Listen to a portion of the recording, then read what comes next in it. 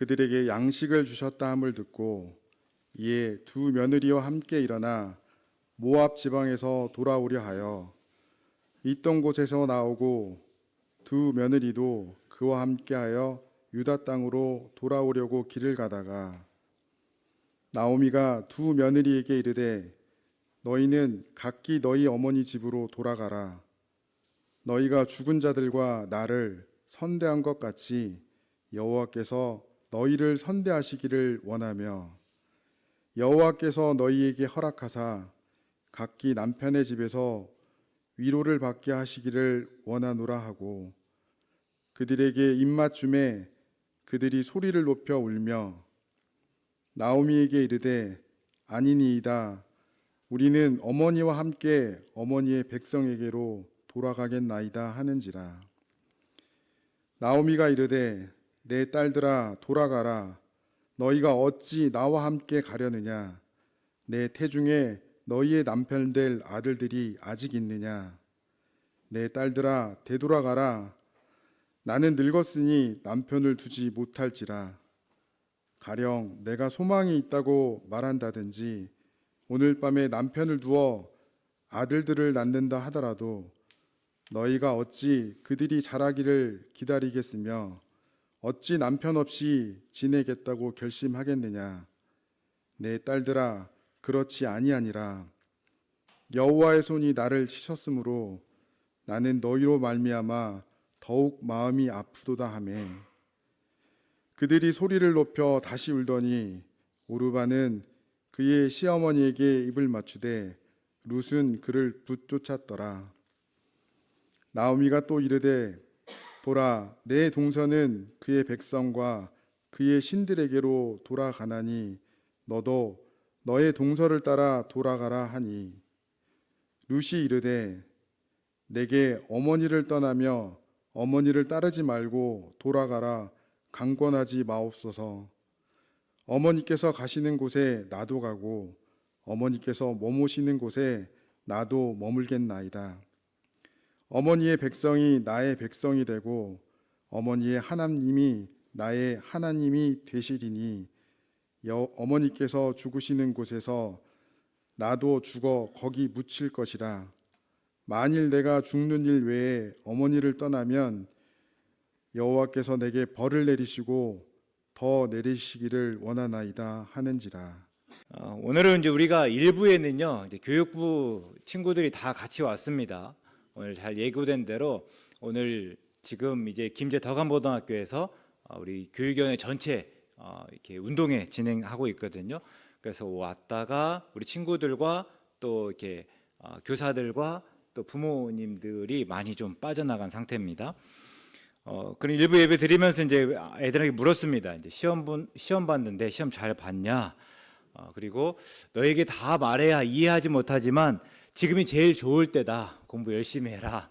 이런 꼰대와 같은 말도 좀 한번 전했습니다. 근데 언젠가 한 예능 프로그램에서 했어요. 한 출연자가 우리가 모든 것을 다 안 채 30년 전으로 돌아갈 수 있다면 무엇을 하겠느냐 이렇게 물었습니다. 그때 여러 가지 답이 나왔는데 그중 하나는요 땅을 사겠다 하는 것이었습니다. 앞으로 어느 곳이 개발되고 또 어느 곳에 아파트가 들어서는지 아니까 이제 땅을 사서 부자가 되겠다 하는 그런 대답이었습니다. 요즘으로 치면 뭐 삼성전자나 뭐 SK 하이닉스 주식 사겠다 할 법하겠죠. 뭐 굳이 30년까지 갈 필요도 없습니다. 작년만 하더라도 오늘과는 굉장히 많은 차이가 있습니다. 근데 그때 다른 출연자가 대답하는 것이요, 자기는 수학 공부를 좀 제대로 해보고 싶다라는 이야기를 했습니다. 근데 다들 의아하죠. 아니 왜 그러냐라고 물었더니 살다 보니까 정답이 없더라는 것입니다. 우리 학교에서 오래 배웠고 또 집에서도 배웠고 또 주위에 많은 사람들과 어울리면서 많이 이제 배워서 아는 듯 하는데 그래도 살다 보니까 정답이라는 게 없더라는 거예요. 그래서 근데 수학은요 정답이 있잖아요. 그래서 또 그 수학을 풀어가는 맛이 있고 즐거움이 있더라. 그래서 기회가 된다면 다시 수학 공부를 제대로 한번 해보고 싶다. 뭐 이런 대답이었습니다. 근데 우리가 이런 말들 들으면 다 수긍하지 않습니까? 삶에 정답이 있습니까? 다만 제각각 정답이라 외치고 각각 자기의 답을 말할 뿐입니다. 근데 정답만 없는가 생각해 보면 물음조차 없습니다. 그러니까 아이들의 시험을 생각해 보면 시험 문제를 내놓고 내가 답을 맞춰가잖아요. 근데 오늘 우리가 살다 보니까 정답이 없을 뿐만 아니라 이런 물음도 없다라는 거예요. 그래서 우리 때에는요, 내가 묻고 내가 답하고 그리고 내가 그 답에 책임까지 지고 있다 하는 것이죠. 그래서 아이들에게는 지금이 제일 좋을 때다, 뭐 이런 이야기들을 한번 나눴습니다. 근데 성격은 조금 다르지만요, 이제 시험에 관한 이야기를 조금 이어가고자 합니다.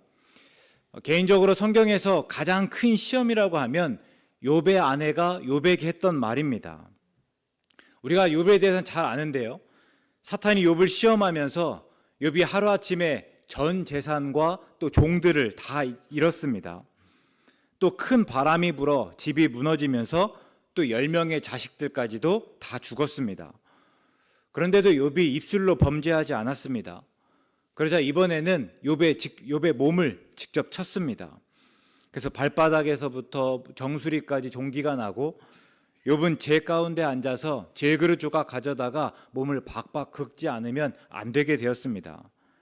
근데 그런 모습을 보면서 아내가 뭐라고 이야기하는가 하면, 당신이 그래도 자기의 온전함을 굳게 지키겠습니까? 하나님을 욕하고 죽으십시오. 뭐 이런 이야기를 합니다. 그러니까 우리가 얼마든지 욥의 아내를 이해할 수도 있습니다. 우리가 한꺼번에 이런 일들을 겪는다면 뭐 이렇게 반응할 수도 있어요. 그런데 그런 아내를 냉정하게 한번 따져보면요, 욥의 아내에게 하나님은 어떤 분이었을까요? 욥의 아내에게 하나님은 많은 재산을 주시는 분, 또 종들을 거느리게 하시는 분, 그리고 자식들을 주시는 분이었을 겁니다. 어쨌든 내게 좋은 무언가를 주시는 분이에요. 그런데 이제는 더 이상 주어지지 않는다면, 아니 주시지 않을 뿐만 아니라 주신 것을 다 빼앗아 간다면, 그럼 이제 하나님은 더 이상 하나님이 아니고 그런 하나님을 또 더 이상 찬송해야 할 이유가 없다 하는 것이에요. 그래서 뭐라고 하는가 하면, 하나님을 부인하고 하나님을 부정하고 하나님을 욕하고 죽어라, 이렇게 이야기한 것입니다. 근데 욥은 달랐습니다. 욥은 주신 분도 하나님이시고 거두신 분도 하나님이시니 하나님을 찬송할 뿐이다, 이렇게 이야기했죠. 그러니까 하나님은 내게 주시기 때문에 하나님이 아니고, 혹은 내게서 거두시기 때문에 하나님이 아닌 게 아니다 하는 것입니다. 그것과 상관없이 하나님은 하나님이십니다. 그래서 주셨을 때나 거두셨을 때나 하나님을 찬송해야 한다. 그러니까 내게 주시기 이전에도 하나님은 하나님이셨고요, 내게서 거두시기 이전에도 하나님은 하나님이셨어요. 그리고 하나님이 하나님이시기 때문에 마땅히 하나님을 찬송해야 된다. 그것이 마땅하다. 이것이 욥의 고백이었습니다. 그리고 하나님은 그런 욥을 인정하여 주셨습니다. 본문에서 나오미가 이 욥과 같습니다. 이 나오미의 삶을 가만히 보면요, 욥의 시험과 같습니다. 그런데 그 속에서도 오직 하나님을 찬송하였습니다. 나오미는 유다 베들레헴에 살다가 흉년이 들어서 모압 지방으로 이주하였습니다. 그리고 거기서 두 아들은 아내를 맞았습니다. 그러나 곧 남편이 죽었고 또 두 아들이 죽었습니다. 이제 두 며느리만 남았어요. 그때 베들레헴의 흉년이 끝났다는 소식을 들었습니다. 6절의 말씀인데요, 그 여인이 모압 지방에서 여호와께서 자기 백성을 돌보시사 그들에게 양식을 주셨다 함을 듣고, 그러니까 이때가 지금 모압 지방으로 온 지 한 10여 년이 지났을 때입니다. 뭐 우리가 흔히 생각할 때 흉년이 들었지만 그 정도 시간이 지났으면 끝날 법합니다. 근데 나오미가 그 흉년이 끝난 것을 어떻게 이해했는가 보니까요, 그 땅의 흉년이 끝난 것은 다만 오래되었기 때문에, 이제 그냥 끝날만 했기 때문이다 라고 하는 것이 아니라, 뭐라고요? 하나님이 끝내셨다라고 말합니다. 하나님이 이제 흉년을 끝나게 하시고 이제 하나님께서 양식을 주셨다, 이렇게 이해했다라는 것입니다. 물론 흉년이 든 것도 하나님이 하신 일입니다. 그러나 그래서 하나님이 아니신 것은 아닙니다. 하나님이 흉년이 들게끔 허락하셨다고 해서 하나님이 하나님 아니신 것은 아니다라는 거예요. 오히려 흉년을 들게 하신 분이 하나님이시라면 또 하나님만이 그 흉년을 끝내실 수 있다. 이것이 나오미의 고백이었고, 그리고 이제 하나님께서 그 흉년을 끝내시고 우리에게 양식을 주셨다. 이렇게 고백하였습니다. 13절에서의 고백 역시 같습니다. 나오미는요, 여호와의 손이 나를 치셨다 하였습니다. 하나님 그렇게 여길만 하겠죠. 흉년이 들었습니다. 그래서 모압으로 이주하였습니다. 그곳에서 남편과 두 아들이 죽었습니다.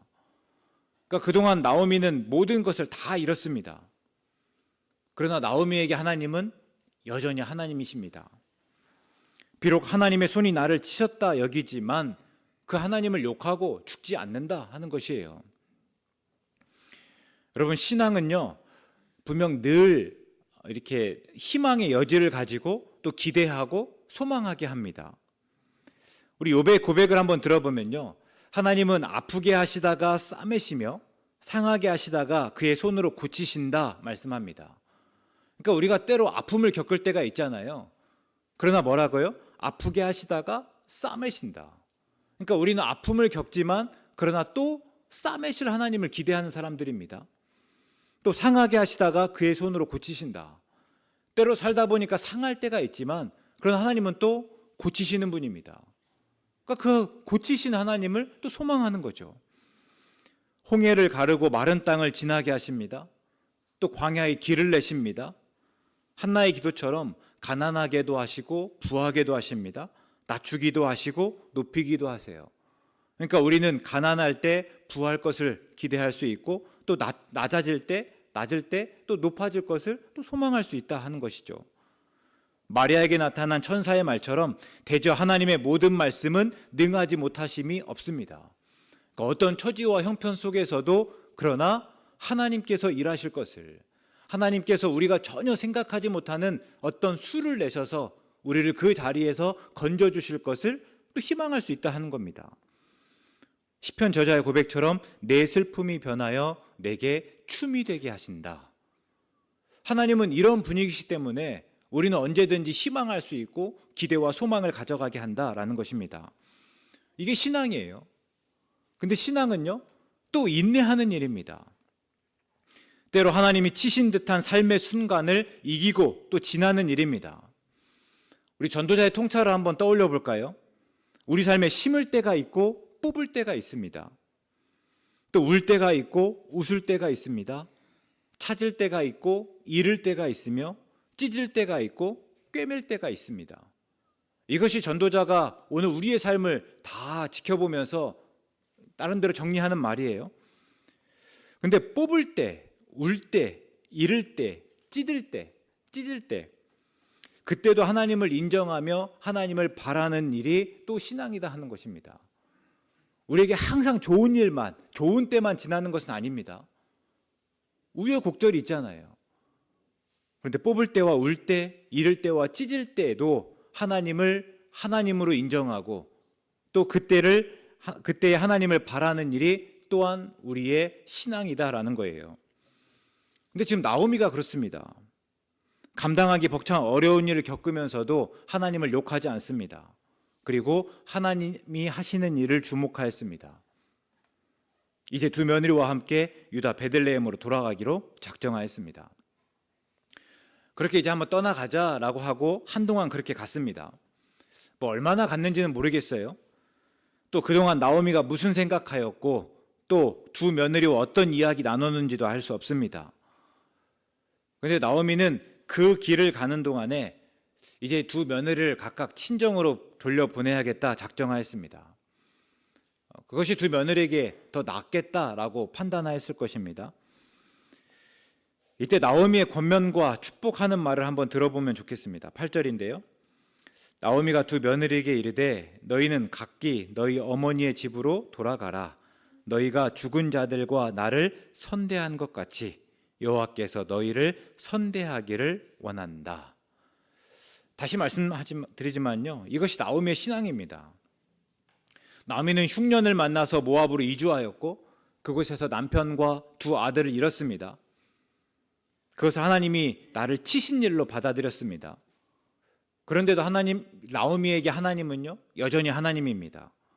그래서 그 하나님에게 두 며느리를 선대해달라고 구하는 것이에요.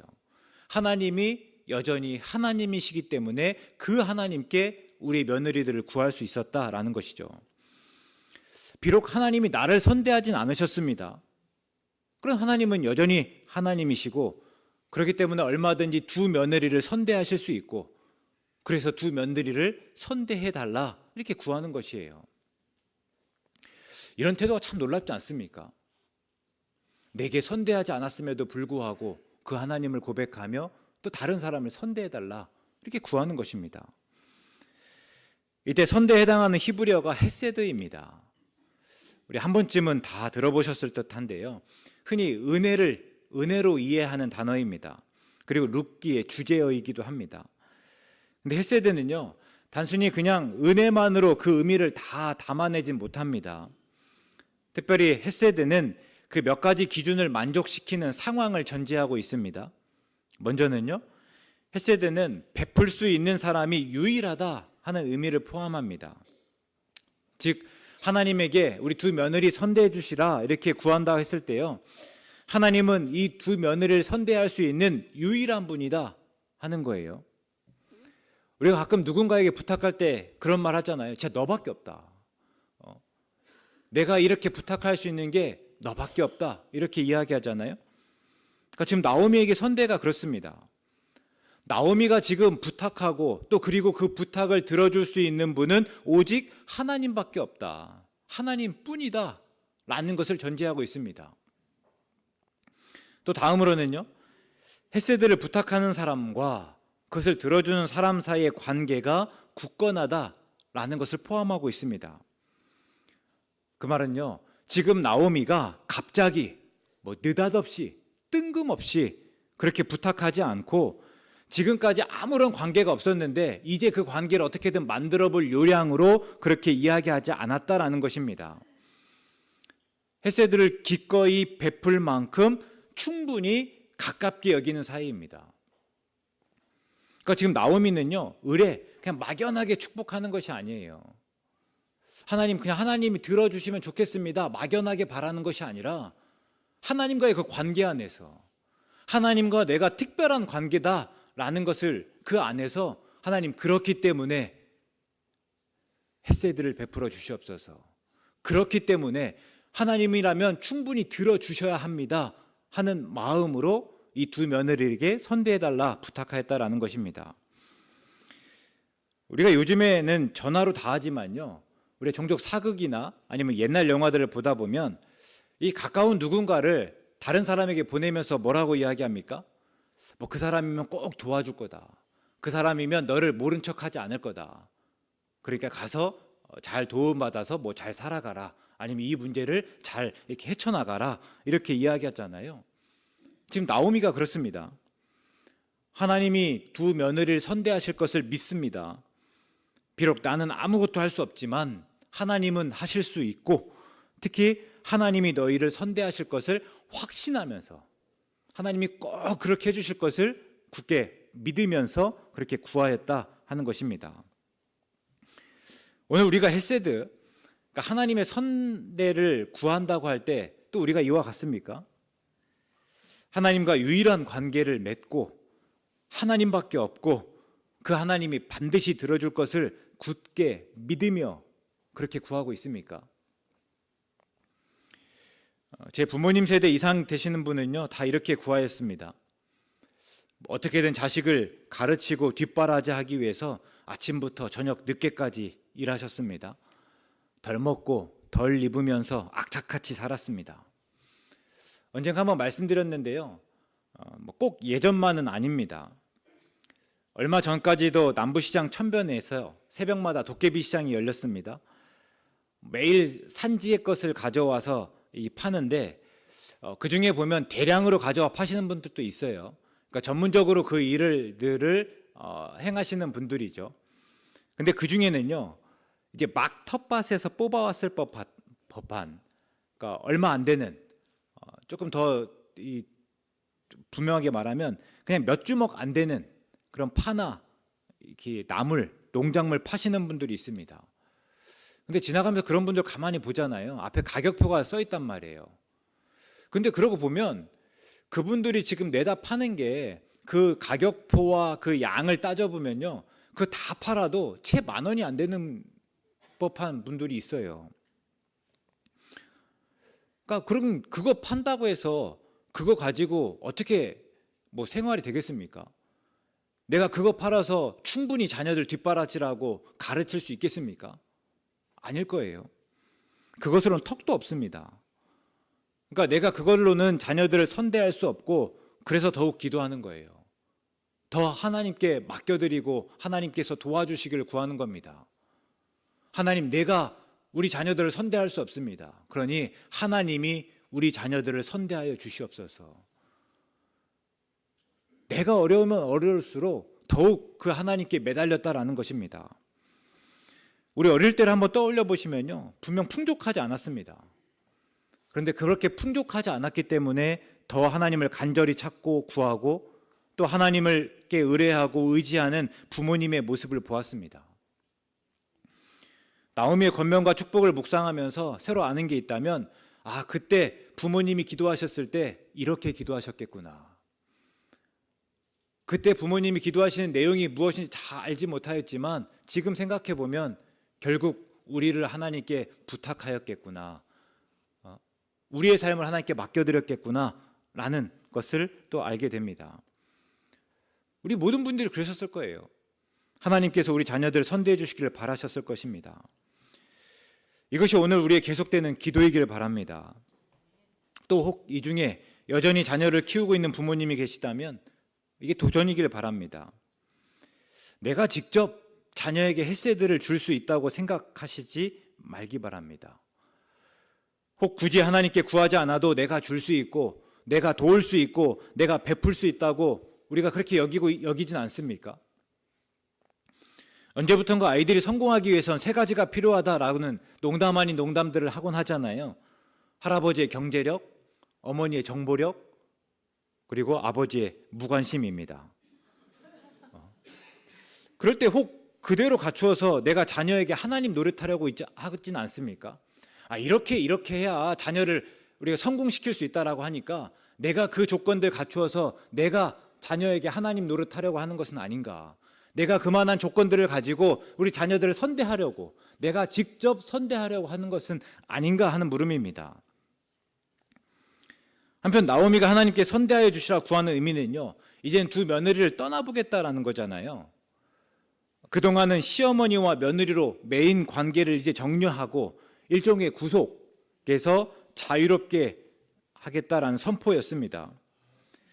근데 마찬가지로 우리 부모님 세대는요, 늘 이 선포와 같은 이야기를 했습니다. 우리 자녀들을 내 소유라고 주장하지 않고 하나님의 소유이니 하나님이 인도해 주셔라 라고 이렇게 구하였습니다.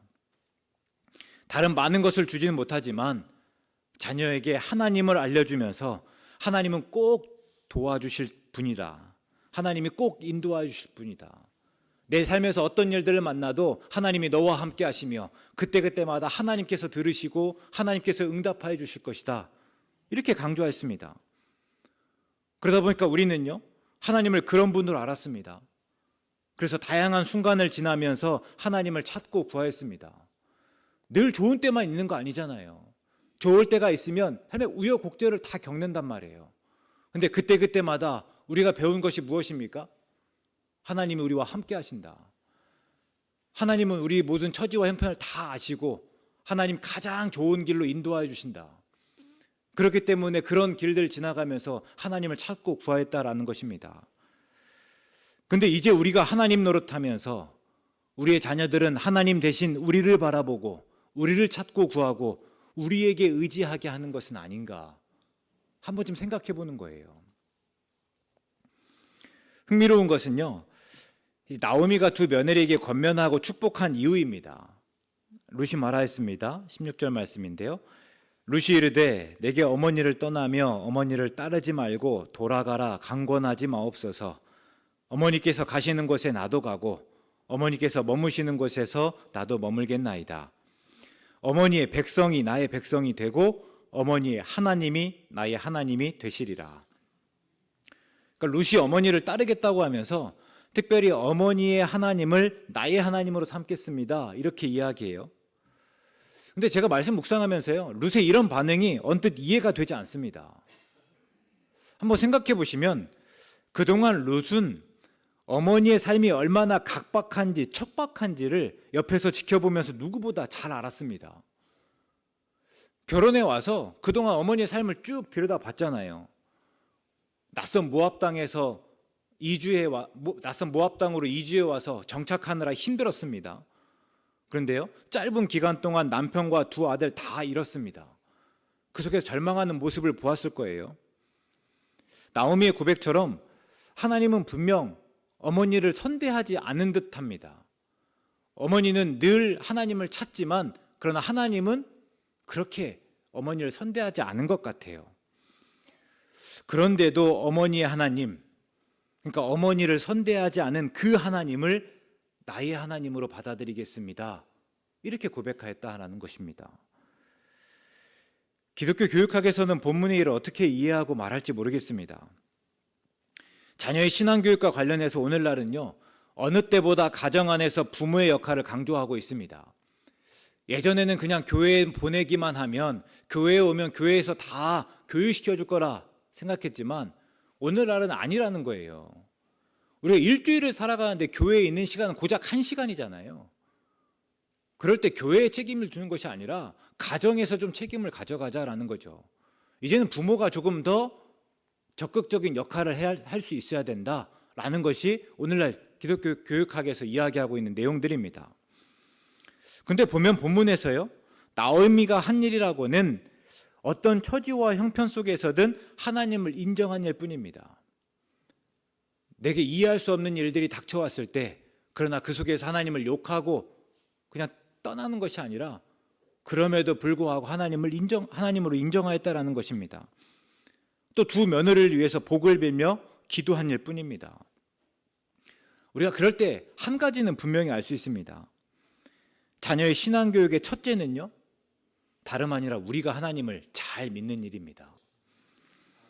하나님을 의식하고 의지하며 기도하는 것이에요. 우리가 그렇게 먼저 살아가는 것입니다. 자녀가 우리 하나님을 자신의 하나님으로 받아들이는 순간은 우리가 자녀들에게 모든 것을 다 제공하고 완벽한 환경을 만들어줄 때가 아닙니다. 오히려 우리가 여러 고난과 한계 속에서도 불평하고 원망하는 대신에 그때 무릎 꿇고 하나님의 선대하심을 구할 때입니다. 우리가 모든 것을 다 가지고 다 누리면서 그것을 자녀들에게 다 전해줄 때가 아니라, 비록 내가 가지지 못했지만 또 누리고 있지 못하지만 그때 내가 불평하지 않고 원망하지 않고 하나님 앞에 무릎 꿇고 우리 자녀들을 하나님에게 선대해 주시기를 구하는 모습을 보일 때, 그때 우리 자녀들도 아버지 하나님, 어머니 하나님을 나의 하나님으로 고백하게 된다라는 것입니다. 이제 말씀을 마무리하면서 먼저 자녀 세대에게는요, 우리가 부모님에게 바랄 것은 어떤 물질적인 도움이나 다른 내용들이 아닐 겁니다. 나오미처럼 삶의 어려운 순간을 지날 때조차 포기하지 않는 하나님을 향한 신뢰입니다. 부모님의 기도가 오늘 하나님의 헤세드가 우리에게 임하고 하나님이 우리를 선대하는 통로라는 것을 분명히 알고 이제는 부모님의 하나님을 나의 하나님으로 고백하며 그 믿음의 바통을 이어가는 일입니다. 또 오늘은 어버이날입니다. 어버이 주일입니다. 그럴 때 먼저 각 가정에서 나오미와 같은 삶을 이기며 오늘까지 자녀를 위해서 헌신해온 우리 모든 부모님에게 하나님의 크신 위로와 격려가 있기를 간절히 소망합니다. 신방하다 보면요, 부모의 기도는 한결같습니다. 그냥 자녀가 건강하고 자녀가 잘 되기를 바랍니다. 그러니까 그래서 그럼 나는 건강한가? 아니에요. 그럼 장로님은 뭐 집사님은 권사님은 어떻습니까? 그러면 성한 곳이 하나도 없다라고 하는 겁니다. 머리부터 발끝까지 안 아픈 곳이 없대요. 그럼 무엇을 위해서 기도합니까? 하면 자녀의 건강을 위해서 기도한대요. 매일 잠자리에서조차 뒤척여야 되지만 그래도 자녀가 건강하기를 더 바라고 그 기도 제목을 내놓는 분들이 부모입니다.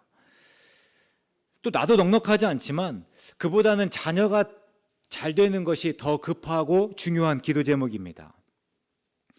우리 이렇게 기도하시면서 우리 자녀들 또 품어오지 않았습니까? 하나님께서 그 간절한 기도에 응답하시고 하나님께서 자녀들을 선대하시기를 간절히 바랍니다. 그리고 다음으로요, 교회의 어버이 되어 주심으로 감사합니다. 동일한 마음으로 교회를 생각하여 주시고 또 헌신하여 주셔서 오늘까지 교회가 서올 수 있었고 또 자녀 세대인 우리가 그 믿음과 신앙을 그대로 이어받을 수 있었습니다. 나오미의 신앙을 룻이 그대로 베끼듯이 그냥 본받습니다.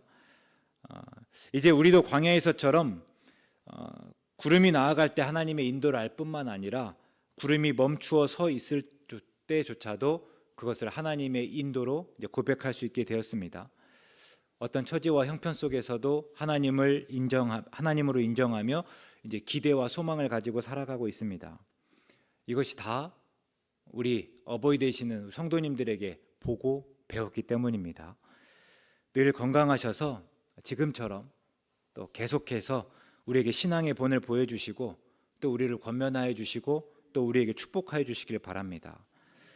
그때 우리도 그 믿음과 신앙에 반응하여서 또 함께 기도하겠습니다.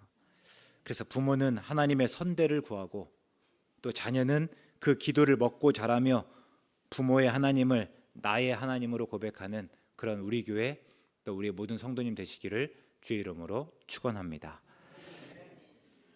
사랑하는 하나님, 오늘날까지 우리의 삶을 통하여 하나님을 가리키고 또 가르쳤습니다. 때로 실수하고 실족할 때 있었지만 그래서 자녀들이 우리의 하나님을 그들의 하나님으로 고백하기를 간절히 바라했습니다. 우리의 기도를 들어주시옵소서. 부모로서 오늘을 살면서 나오미처럼 살게 하시고 또 자녀로서 룻과 같이 고백하게 하시옵소서. 예수님의 이름으로 기도드립니다. 아멘.